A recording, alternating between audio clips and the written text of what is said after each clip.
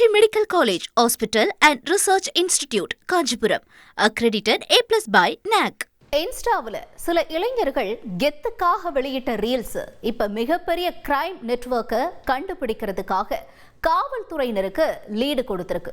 குற்றாலத்துல குடிசை தொழில் போல நடந்து வந்த கொலை ஆயுத உற்பத்தி கூடாரங்களின் ரெகுலர் கஸ்டமர்கள் யார் யார் பார்க்கலாம்.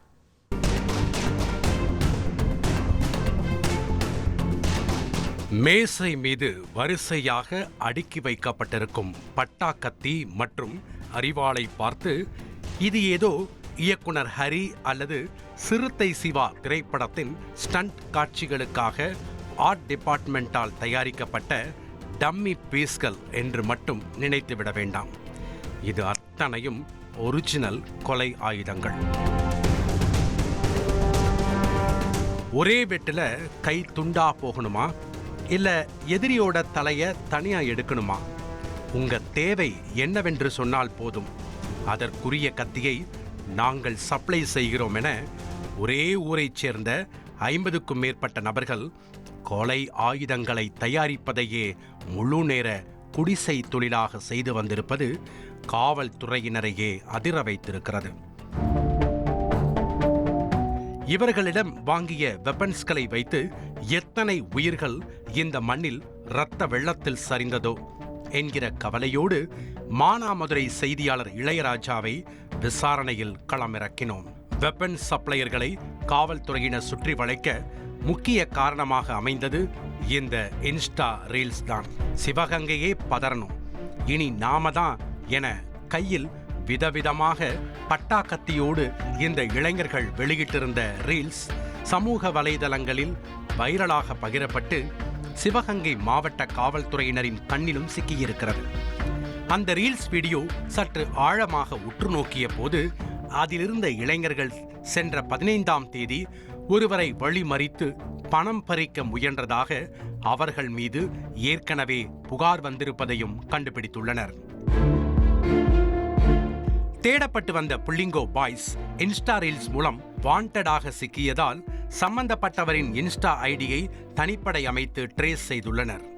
விசாரணையில் சிவகங்கை மாவட்டம் மானாமதுரை அருகே உள்ள ராஜகம்பீரம் பகுதியைச் சேர்ந்த முகமது பாரிஸ் ஹசன், ஆகாஷ், தினேஷ், பாலமுருகன் ஆகிய 4 பேரும் தான் கெத்துக்காக அந்த ரீல்ஸ் வீடியோவை வெளியிட்டது தெரிய வந்துள்ளது.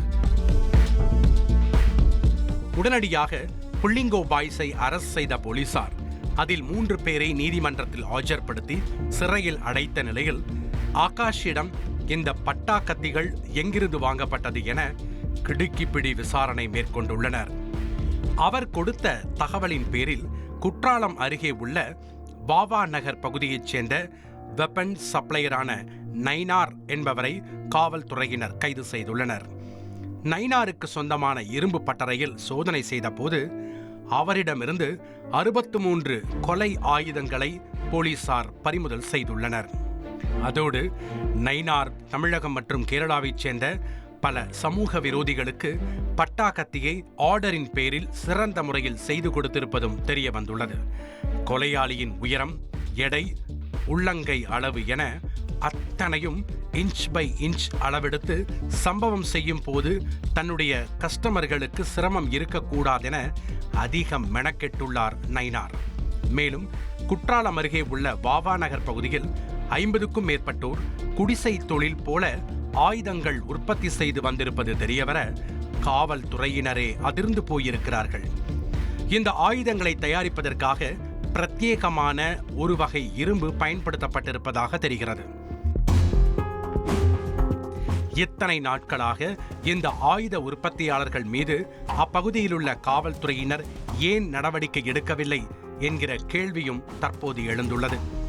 இந்த சம்பவம் தொடர்பாக செய்தியாளர்களை சந்தித்து விளக்கம் அளித்துள்ள ADGP சுகுமார், மானாமதுரையைச் சேர்ந்த குற்றவாளிகளுக்கு நைனார் ஆயுதங்கள் சப்ளை செய்துள்ளார். மேலும் அவரிடம் மற்ற மாவட்டத்தைச் சேர்ந்தவர்களும் ஆயுதங்கள் வாங்கியுள்ளனரா என விசாரித்து வருவதாக தெரிவித்திருக்கிறார். அதோடு சமூக வலைதளத்தில் கெத்துக்காக இப்படி ஆயுதங்களோடு ரீல்ஸ் வெளியிடுபவர்கள் மீது கடும் நடவடிக்கை எடுக்கப்படும் என்றும் எச்சரித்துள்ளார்.